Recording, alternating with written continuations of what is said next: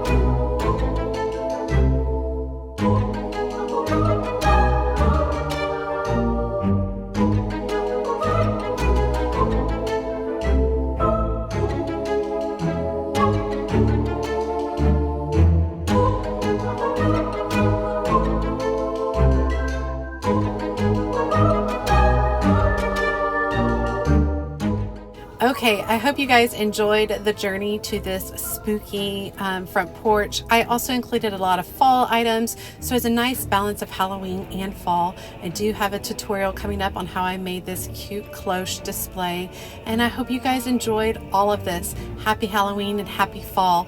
As always, she's a mad gardener or a decorator or anything else that she wants to be. Thanks, y'all.